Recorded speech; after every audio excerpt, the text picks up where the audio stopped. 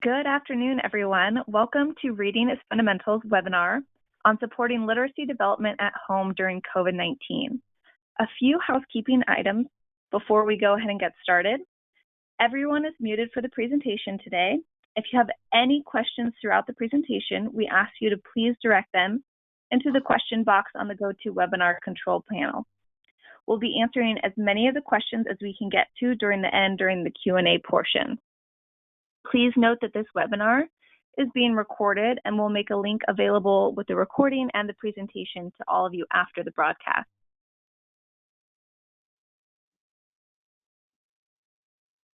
We are thrilled to have you join us today.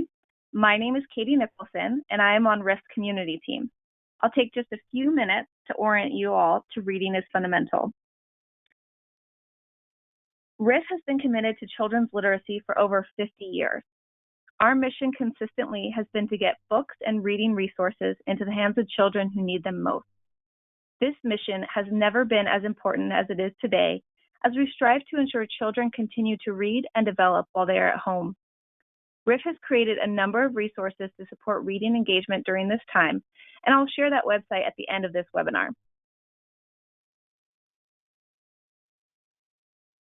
Now I'd like to introduce you to Erin Bailey, our guest literacy expert.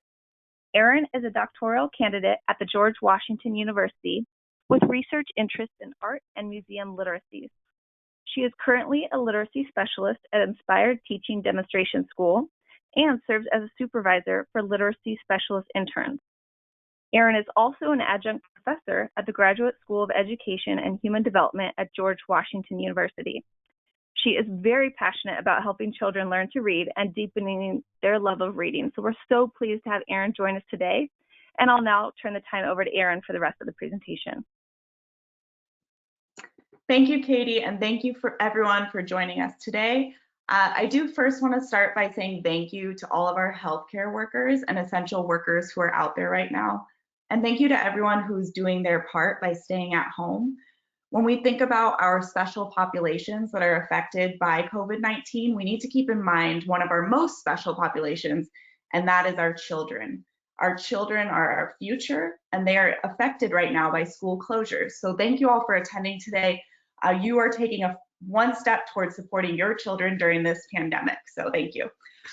Today we will go over phonemic and phonological awareness, alphabetic principle and phonics, sight words and high frequency words, fluency, vocabulary acquisition. We'll talk about comprehension for both informational and literature texts. And then I will give you resources for RIF's COVID-19, and we'll have a Q&A at the end. I want to say that this is for all ages. I'll try to be specific about which activities go with which ages. And the great thing about all the activities that I will review for you today is that they're all low tech and involve household items. So you can do all of these at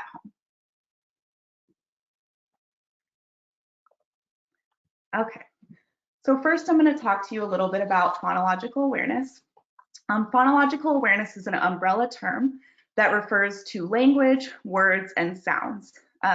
This is most appropriate for children who are in preschool or pre-K starting as early as age 3 up through 1st grade. And I will go through this progression with you. I do want to mention this progression is based on the Common Core state standards. There's other progressions out there, but this is the one that I'm using today. So the order may be a little bit different depending on what you're using.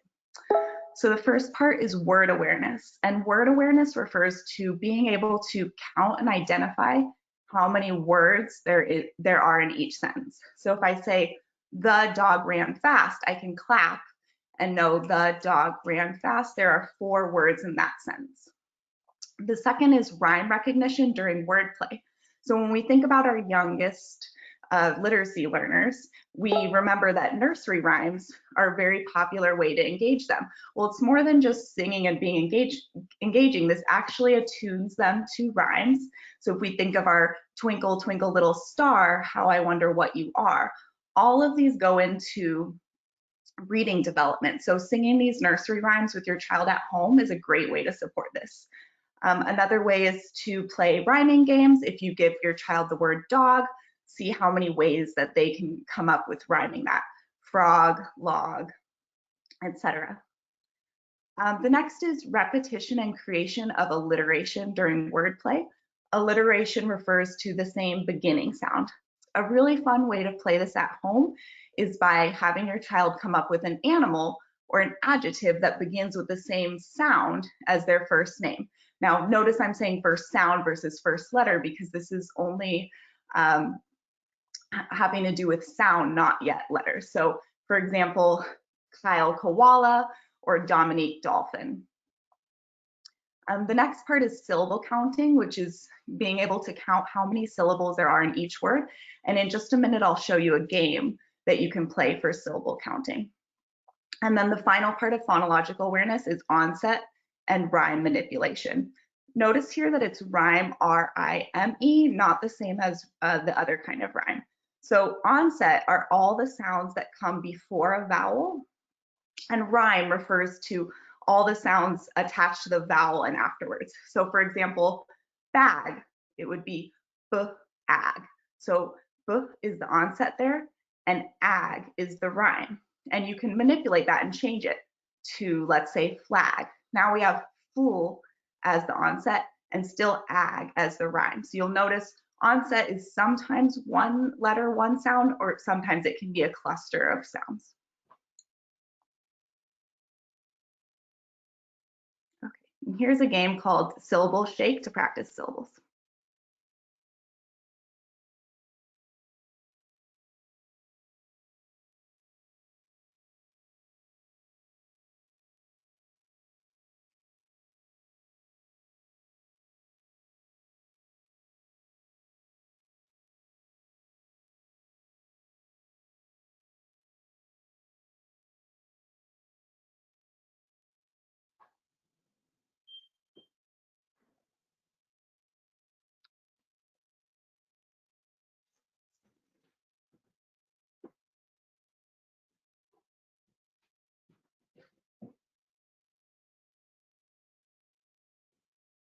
So sorry for the pause. I think we're having a bit of technical difficulties with the video. Just give us one moment.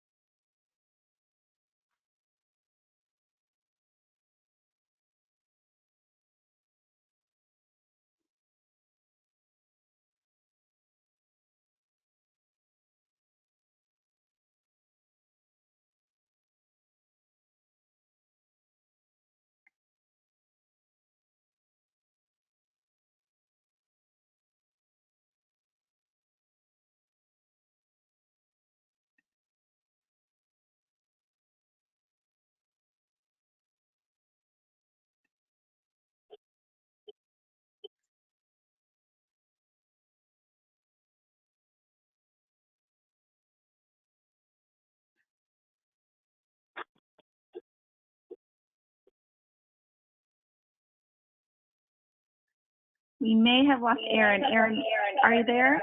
I am here.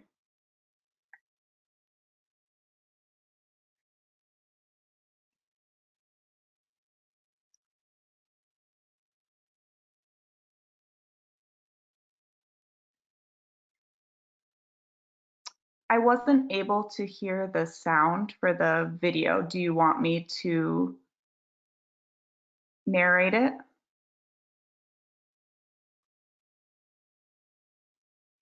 Yeah, we could go back to that slide and go ahead and give a quick narration of that. Okay, I'll do my best. So this is a fun game that you can play in the kitchen. You can use any food items. What I've gathered here is some fruit, and this game is called Syllable Shake. So what you'll need, and you'll see it in my hand in just a minute, is a percussion instrument. I made mine by putting together 2 cups and some rice on the inside to make it like a shaker, but you can use any percussion instrument that you already have at home or any kind that you make. And what I'm going to do is I'm going to shake or tap for each syllable in the word. So you'll see for grapes, there's 1, grapes.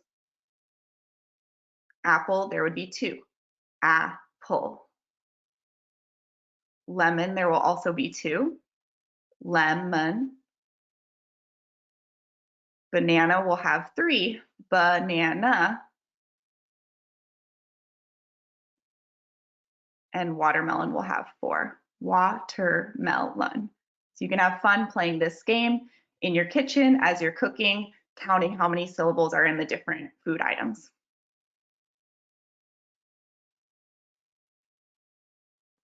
Okay, now we're moving on to phonemic awareness, and this is skills for slightly older children in grades kindergarten through 2nd.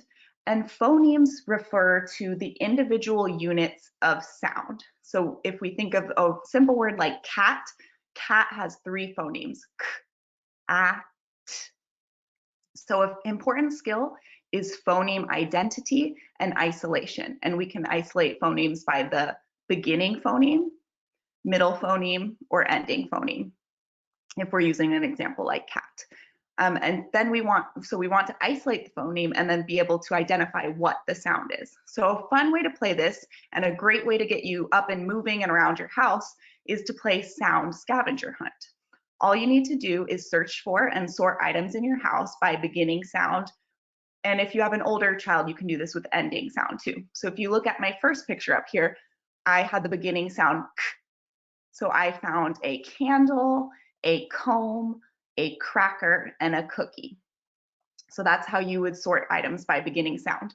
Notice I say sound here, not letter. You do not have to play this with the letters. You can do it by sound only. If your child's able to do that and they're ready for something a little more advanced, they can sort it by ending sound. So here I have the ending sound n, and I found a can, a spoon, a pen, and we have a little double here, napkin, because napkin both begins with the n sound and ends with the n sound. So that's how you can play sound scavenger hunt.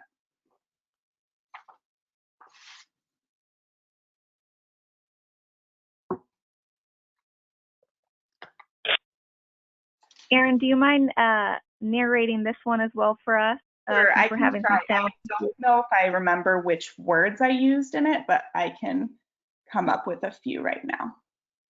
Okay, go ahead.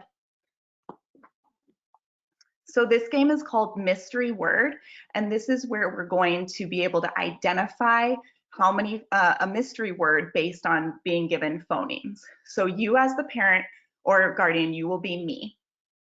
And you are going to give your child a word, but you're going to make it a mystery word. So for example, if I have the word cat, I'm waiting, sorry, I'm waiting for myself to get to that point. Let me start with the word on. On. So I'm just going to tap my arm twice, and see if my child can find out what the mystery word is. The mystery word there is on. Great job. If you're able to do a 2 sound word, you can move on to a 3 sound word.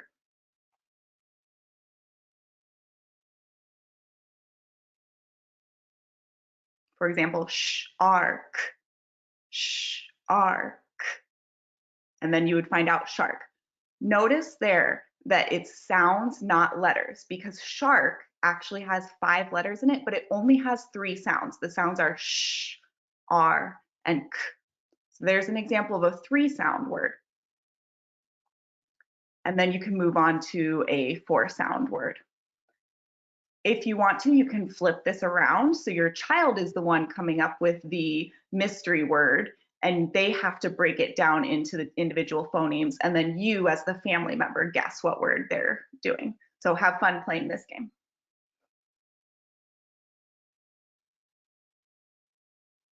Okay, so all of those things that we just covered, phonological and phonemic awareness, these are all things that we do orally and auditorily. They don't yet involve letter names. Now we're moving on to alphabetic principle. And this is, again, best for our younger learners, K1 and 2, kinder first and second. And alphabetic principle refers to the letter names and their corresponding shapes, and then being able to connect those to the sounds that they make. Contrary to popular belief, in schools, we typically don't teach the letter names and sounds in alphabetical order. So we don't teach it A, B, C, and D. The order that the letter names and sounds are taught at your child's school will depend on the phonics program that they are using. So not all phonics programs use the same order, but they do use a systematic order. So if you're interested in finding out which order your school teaches in, just reach out to your child's teacher and ask them for the phonics progression or the order in which things are taught. In addition, if you want to look at an order, you can look at the Common Core State Standards Appendix A, and that will give you an order of phonics progression. And then another additional resource, if you visit RIF's Literacy Network and click on Quick Guides, there I have recorded for you a sound spelling resource, and this gives you all the letter symbol correspondences and the sound that goes with them.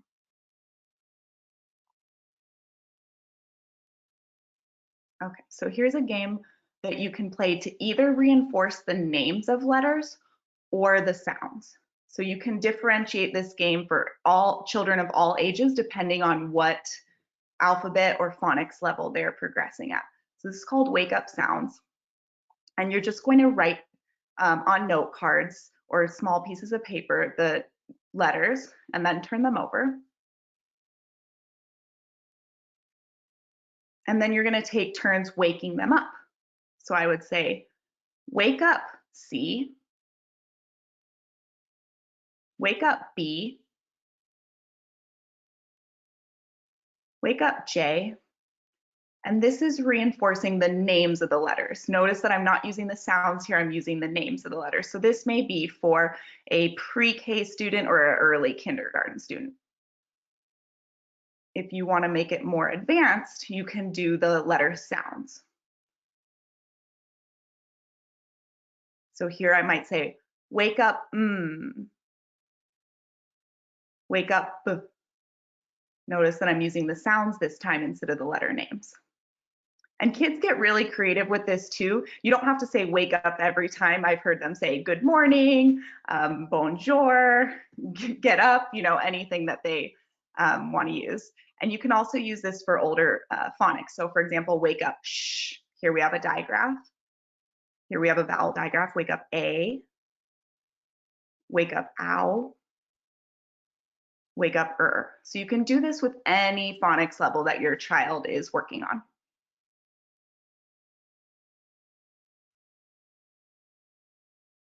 Okay, so phonics.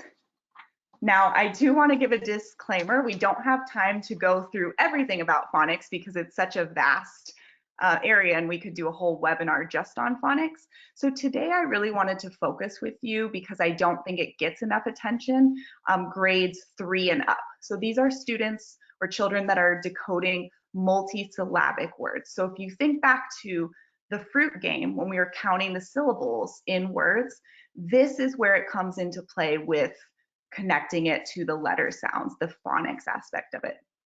So when we look at phonics, if you see a C, that's referring to a consonant sound. And if you see a V, that's referring to a vowel sound. So here's some ways 3 principles for chunking longer words for older readers.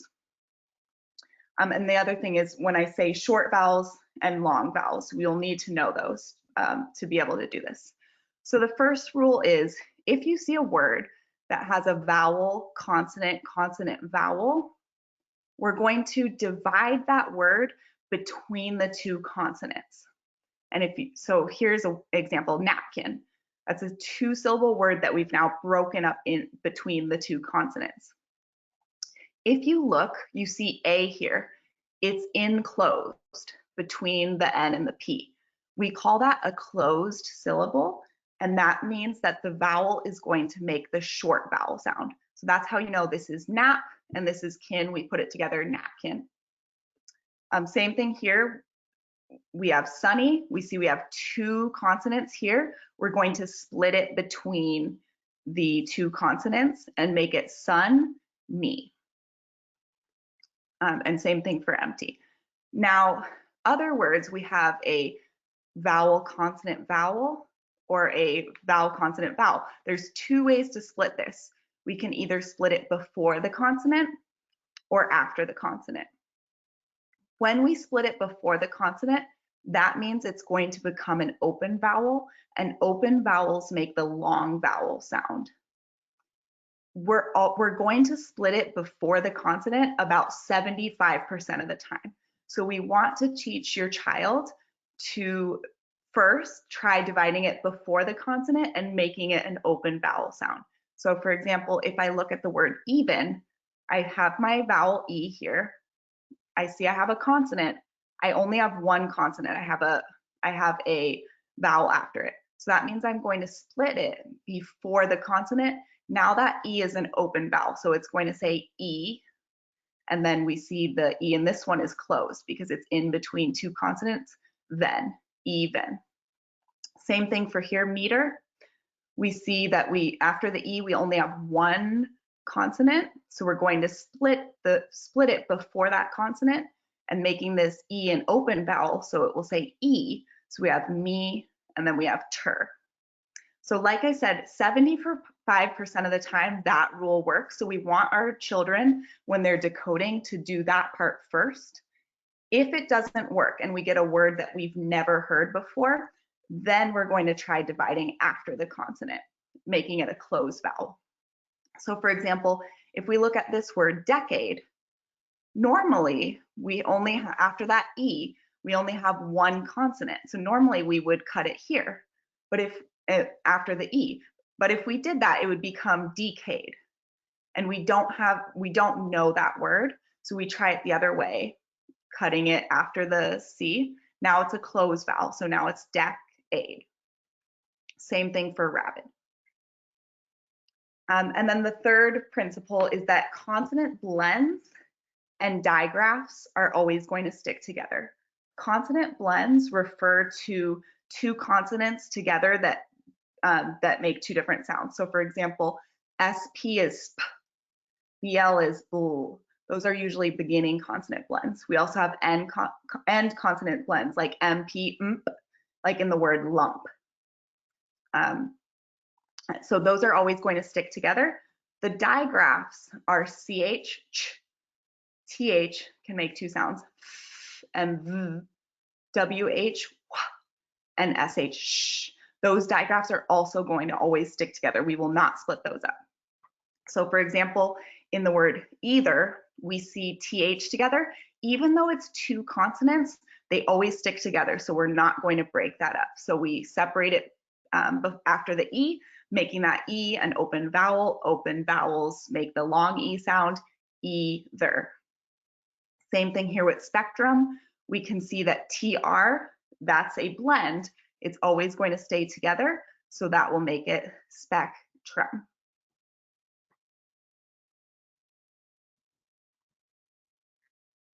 So here's an example of what you can do if you're reading with an older child and they need to break up a multisyllabic word. So it's very simple. What I've done here is I've just cut a little window into a note card, and the word here is ladle. So I'm going to help my child by covering up the second part of the word so that I can see physically that the A is an open vowel and it's going to say the long vowel sound A. So we have lay, and then I'll move over the note card and see that dull is the second part, and I'll put it together, ladle.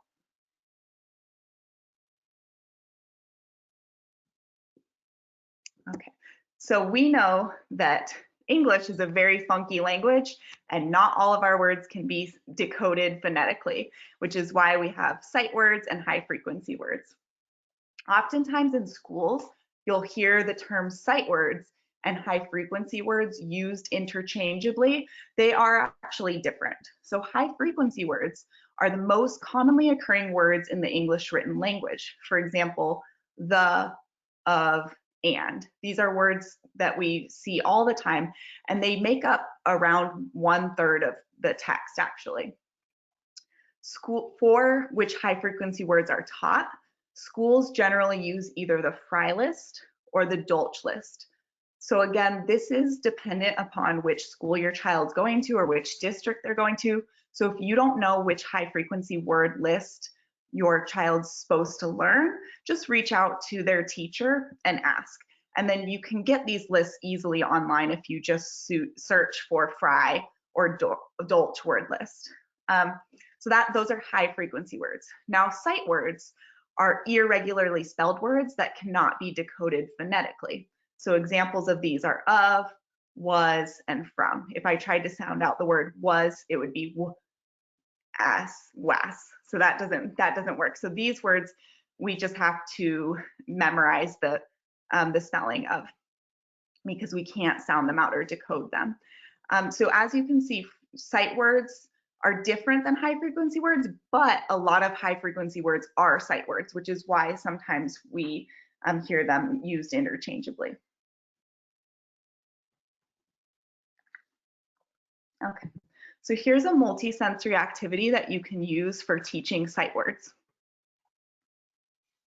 And all you need for this activity is flour, a baking sheet, and all the sight words that your child is learning written on note cards.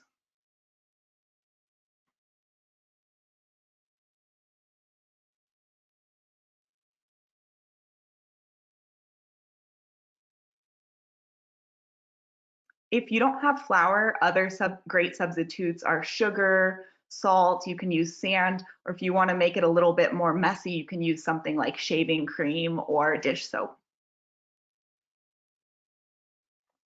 So what you're going to do is you're going to flip over the word and have your child read the word. This word is the. And then you will flip over the word. So now the child cannot see the word. And they're going to spell the word the in the flour or whatever material you're using. And then flip it back over and just ask them, does your the match my the? Yes, it does. Now let's say your child makes an error. This is a common one, THA, the.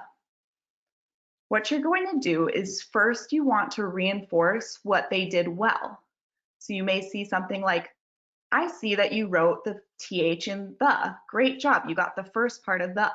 Now, does your the look like my the? And the child's going to analyze what is different between the way they've written the word the and the way that it's correctly spelled. Oh, yes, I see that there's an A instead of an E. And then flip it back over and have them fix it.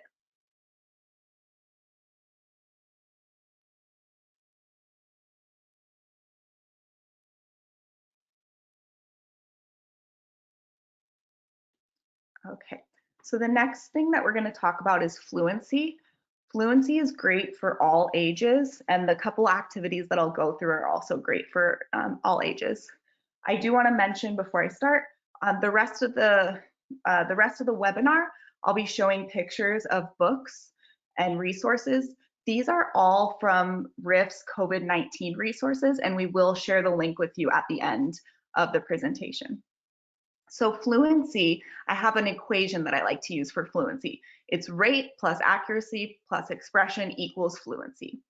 Rate just refers to how fast or slow are you reading. We don't want our reading to be too fast and we don't want it to be too slow. We want our reading to sound the way that we speak, the pace that we're speaking at. Accuracy refers to how many words is your child reading correctly. For a book to be considered a child's independent book, a book that they can pick up and read on their own, we want to make sure that they're reading it with at least 95, 96% accuracy or greater. So if they're making too many errors, that means it's too difficult for them. And then expression. Expression is really where the meaning comes in, because it's your ability to match your tone and the way that you're reading to the tone or mood that the author intended. And this also refers to if you see end punctuation like a question mark or an exclamation point, you know what to do and you know how to phrase. So that's why fluency is really the bridge between word reading, which we can think of our phonics decoding and our sight words, and comprehension, because as you're reading the words, if you're able to read them with fluency, that means you're understanding what you're reading as you're reading it, and you're able to attend to the author's intention and make your voice sound the way that maybe the author intended it to be, or you're making meaning as you're reading. So I do want to mention children who are struggling with fluency, they may sound different. They could sound choppy, they could sound robotic, they could sound too fast.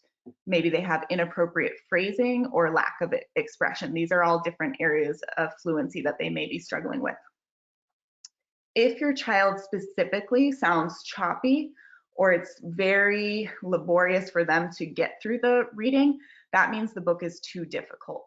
They are spending too much time trying to decode word by word. That's why it's getting choppy. So try an easier book. So this is a great resource that RIF has on, called Beeline Reader. And here's an example of a health and safety related one called Chicken Noodle Cures a Cold. And the great thing about this is if your child is struggling with phrasing, it's already phrased it for you. So you can see, I have a cold, it's on its own lines. We know that that's going to be scooped together. I have a cold, and there's a period, so we're going to have a full stop there. Now the next line, we see that there's an exclamation point.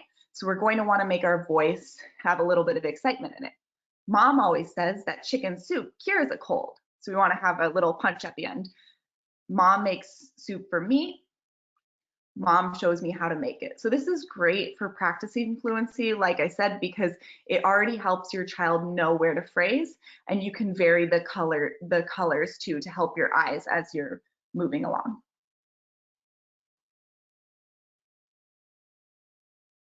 Okay, so here's another fluency activity that you can use with children of all ages, but specifically middle grades, grades 2nd, 3rd, 4th, 5th do really well with this activity. So you can use any reading material for this activity, but a great example is poems and speeches, because these are authentic materials that are meant to be read aloud.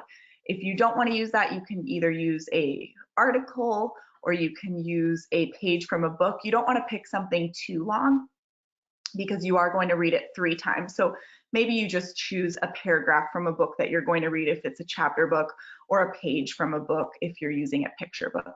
So you're going to read it through 3 times.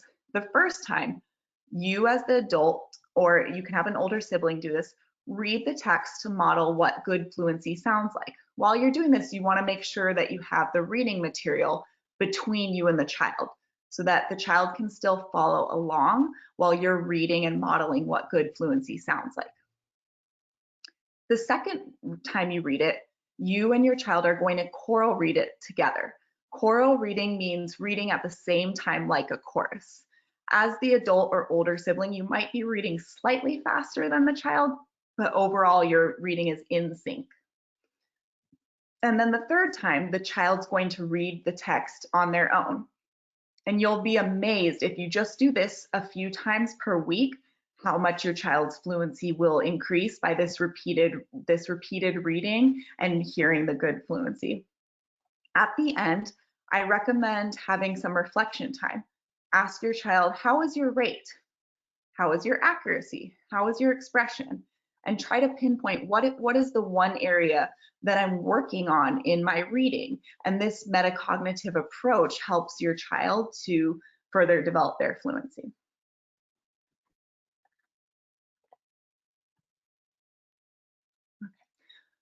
All right, fluency for older readers can be tricky because sometimes older readers are a little bit more reluctant to read aloud, particularly if they're self-conscious about reading aloud and if they're self-conscious about how they sound, their fluency.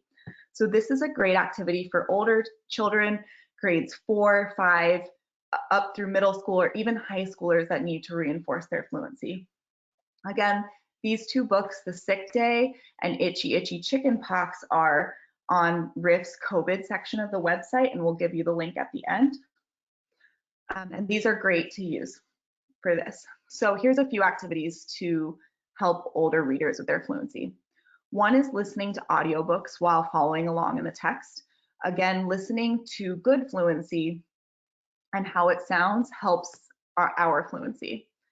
Another activity, as I said earlier, is reading a poem or a speech, practicing it on your own throughout the week, and then presenting it to your family at the end of the week.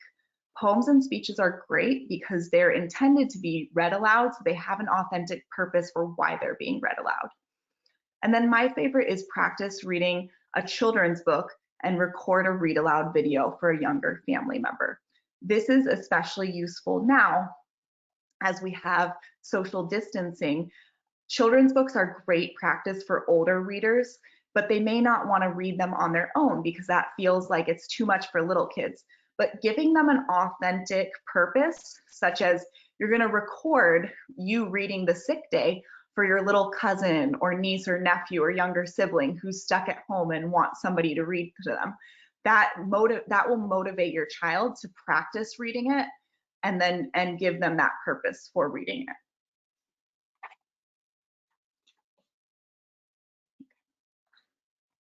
Okay, vocabulary acquisition, what is it? So the reason why this is so important is because research has shown that early vocabulary knowledge can predict a child's reading comprehension ability in later years. One of the best ways to enhance your child's vocabulary is by reading aloud to your child. When you encounter new words in books with your child, take time to discuss what they mean and try to use the word in a new sentence. And in a little bit, I'm going to give you an example of this. This is a rule of thumb, but it takes about 10 interactions with a new word before a person can adopt it into their working vocabulary. So we want to try to have multiple exposures to these new words. And we can divide words into words in books into three categories. Everyday words, so these are words that we encounter every day, like happy, table, book, walk, things that are part of our everyday language.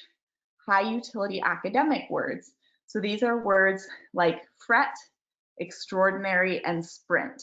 They're more descriptive words that we may not use in our everyday vocabulary, but we encounter a lot in various books that we read. And then the third level is domain-specific academic words. And these are like contagious, remedy, vaccine. These are specific to a context that you're going to be reading in it. So like that example, contagious, remedy, vaccine. These are specific vocabulary words to health and safety. So here's what this might look like as you're reading aloud with your child at home. And for this, I'm going to use A Bad Case of the Stripes by David Shannon. And this is another book that you can find on RIF's website. This book also includes an educator's guide and a read aloud video. So if you don't own this book at home, you can watch it being read aloud as a video. So the words that we want to teach through reading are those high utility words. And examples from this book that I gave earlier are fret and extraordinary. And we can also teach our domain specific words. So again, words from this book are contagious and remedies. And here's a few activities that you can do with your child. So the first thing, as you're reading, when you encounter a new word, you want to come up with a child-friendly definition. And the great thing is, children are good at coming up with their own definitions. So usually you can use the context from either the illustration or what's happening in the story to come up with what does that mean. So if I'm using the word fret, maybe the sentence or what the picture's showing me, I can come up, fret means to be worried. Then you can either draw a picture or act it out.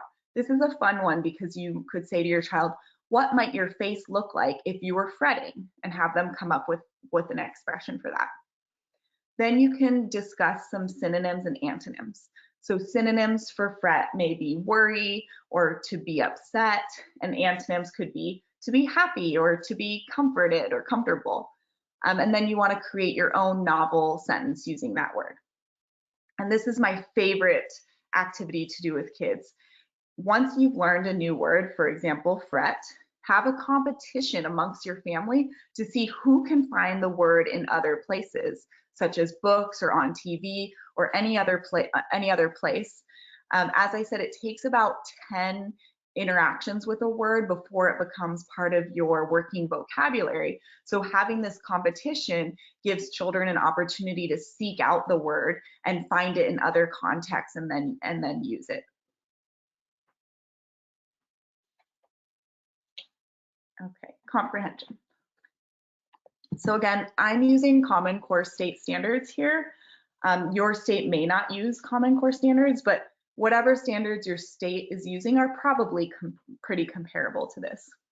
So the first thing that I want to point out here is that with Common Core state standards, comprehension kind of evolved. So by the end of high school, children are expected to read 50% of the time literature and 50% of the time informational text. And this goes along with that college and career readiness because we encounter informational text a lot in college and career. What does this mean for our younger readers? By fourth grade, children are reading 70% of the time literature text and 30% of the time informational text. And I just wanted to show you a few standards from kindergarten, third, and sixth to show you what the progression is and how what we're really asking children to do is to be critical readers. Because a lot of times families will ask me, do you have comprehension questions for this book or that book, whatever book they're reading at home? But as you can see, it's not always about having a set of questions. It's about being able to come up with your own questions too. So if we look at the first standard, this is the kindergarten standard. It says, with prompting and support, ask and answer questions about key details in a text. So again, you'll see that children are not only being asked to answer questions, they need to be able to come up with their own questions as they're reading too. And this is the same standard, but now the progression is at third grade. The standard reads, ask and answer questions to demonstrate understanding of a text. So again, we're still being asked to ask and answer questions. And now we're being asked to refer explicitly to the text as the basis for the answer. So that means when you answer a question, you need to be able to point to the text exactly where you got your answer from. And then what this looks like in sixth grade is now you need to be able to cite textual evidence to support analysis of what the text says explicitly, as well as inferences drawn from the text. So now you need to be able to point to the text explicitly and show how that helped you to make your inference. So inferencing skills are very important to teach even from our youngest readers because it always builds on itself.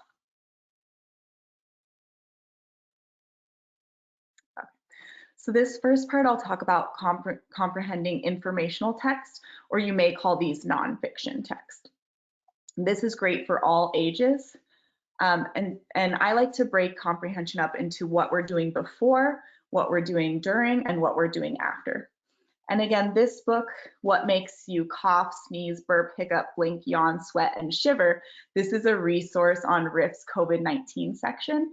And this book on RIF's website actually includes some pre-reading questions, during reading questions, and post-reading questions. So sometimes there are sets like this that have questions with them. But if you don't, this is what you can do. Before we read, we always want to activate our child's prior knowledge by asking them what they already know about the topic. So you would say to your child, what do you know about coughing? And they can probably tell you, what they know about coughing or some experience that they've had with coughing, something like that. And then the next thing you're going to do is a book walk to find text features. So in an informational text, you might find a table of contents. There could be headings, captions, bolded words, glossary, and index. And we want to talk about those things and talk about how those are used in informational text. It's what makes informational text different than a storybook. The next thing you're going to do is read the table of contents together and generate some questions that could be answered in the text. So again, this is those prediction and inferencing skills coming into play.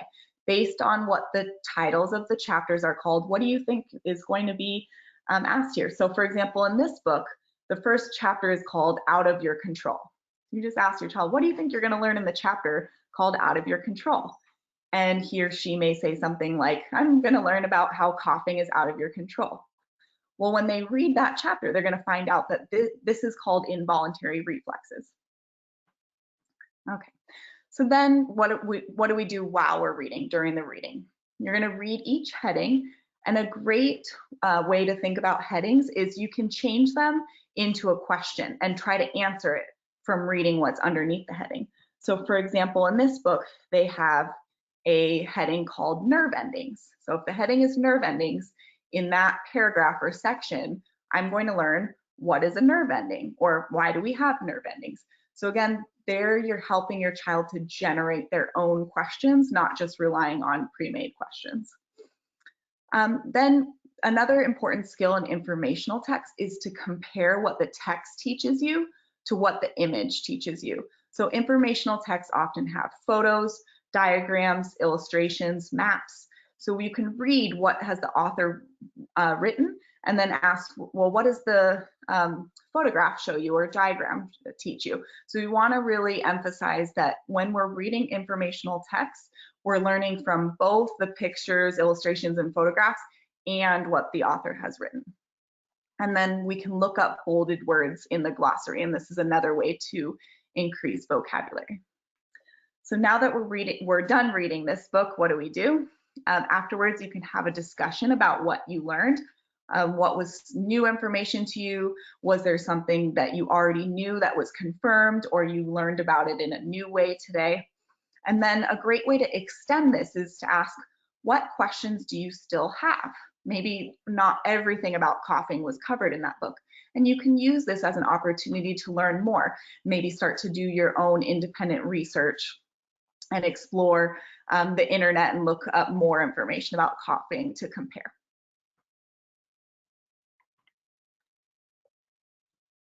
Okay, so now we're going to talk about literature, or we could call these storybooks. This slide, I'm using the book For Little Worriers, and this is a social emotional book. It's best for ages 3 through 6.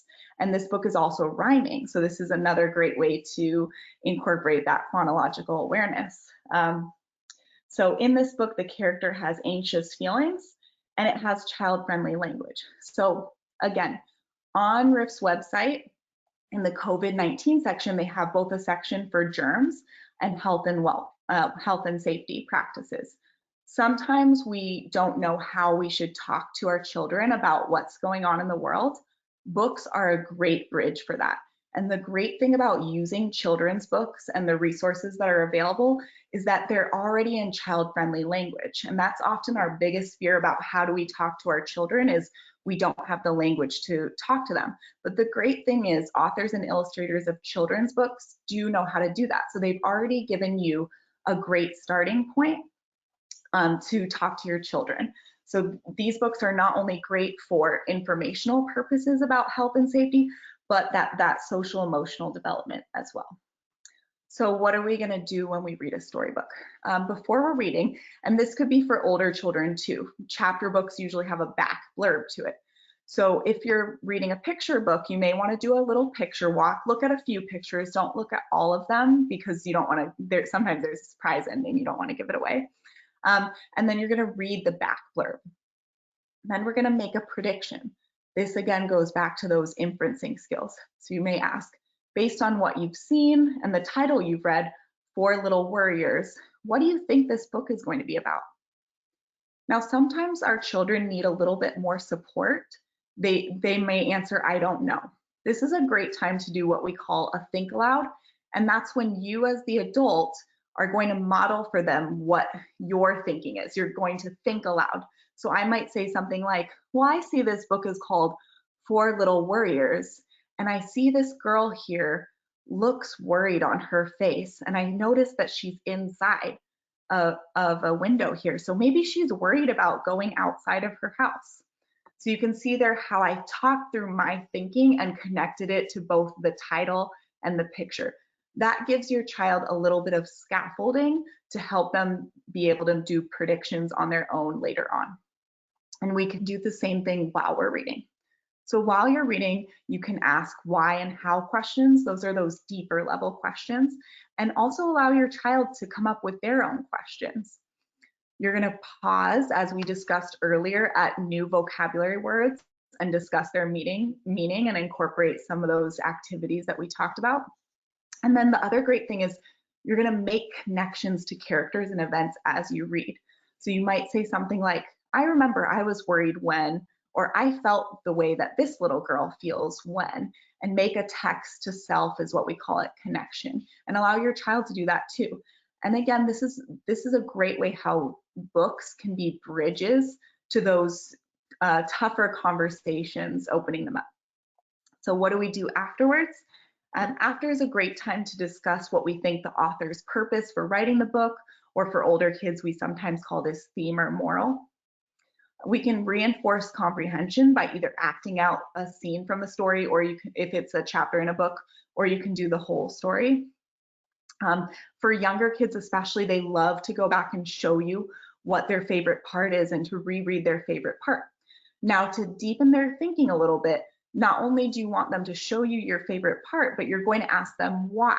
If we look back at our standards at citing text evidence, asking even our youngest readers, 3, 4, 5, 6-year-olds, why, is already building their skills to be able to go back and point to text evidence and give an explanation for why. And then another fun one, especially for older readers, is to write an alternative ending or a sequel.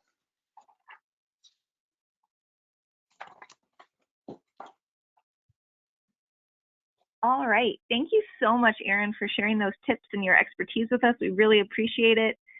We only have a few minutes left, so I won't take up too much more of your time, but I just want to highlight RIF's Virus and Germ Center that Erin mentioned briefly throughout the webinar today. This center, accessible by visiting the URL displayed on the screen, was specifically created to talk to children about germs and viruses through the suggested reading materials. In addition to those reading lists, you'll find various activities for your children, including puzzles, coloring sheets, reading passages, and more. So again, that URL, feel free to check it out. It's on the screen there, and then we'll also send you a copy of this presentation afterwards so that you have access to all these URLs that we've been displaying. So like I said, we only have a few minutes left, but we'd now like to move into the Q&A portion of the presentation. If you have any questions that you'd like while we still have Erin with us, feel free to please direct them into the question box now, and we'll try and get to as many as we can before the end today. So I'll just give you just a few minutes to get those questions in.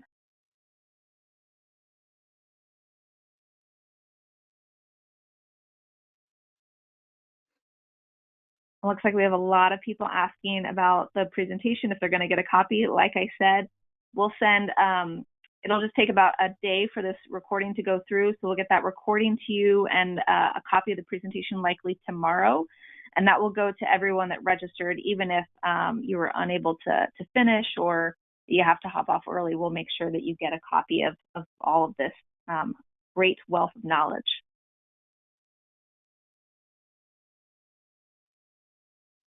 We do have a question in here. What can teachers do to teach literacy via Zoom meetings or similar processes? That's a great question. So what I've been doing is I have been using Zoom to read one-on-one. What I found particularly useful is using ebooks. There's a couple of free resources out there right now. One is Epic with an exclamation point, and one is RazKids that I've been using. And that way you can just share your screen with the child and read with them. I do like to keep on hand with me some note cards when I'm reading with children. That way, if they need help decoding a word, I can write it quickly and then help them break it up. We also have a question if any of the resources are in Spanish, and I can speak to that one a little bit. On our Risk Literacy Central platform, there are some of the supplemental resources available in Spanish, and that URL will be on the next slide. So when we wrap up, I'll highlight that at the end. Another question, what are the main ways to promote enjoyment of reading? Great question. So I think this one goes to the more you read, the more you'll love reading. But in particular, especially with our older kiddos, having books that are of high interest to them is very important. So whatever your child likes, if it's sports or unicorns or princesses, whatever they're interested in, having available books for them associated with their interests will help them engage them in the reading.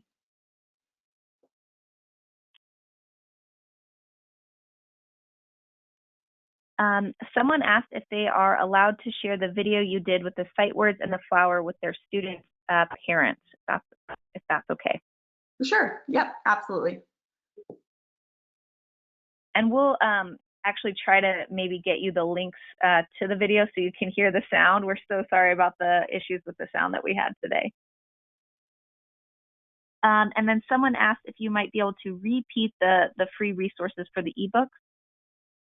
Yes, so the two that I've been using is EPIC with an exclamation point, so EPIC exclamation point. That right now has free ebooks for kids. And going back to the question about the how to get kids motivated for reading, this is great, particularly if you don't already have a lot of high interest books in your home, because you can search for any books on there. And then the other resource that I mentioned that I've been using is called RAZ, R-A-Z Kids.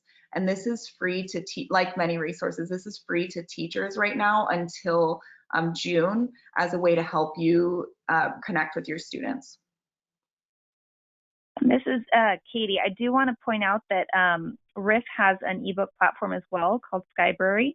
And as a parent, you can get a free 30-day subscription to that, where there's access to over 900 ebooks and video field trips. And we can send that link out with the recording of this as well. Great, great. And as I mentioned too, a lot of the books on RIF also have read alouds. So even if you don't have the physical book at home, you can watch a video of someone else reading the book.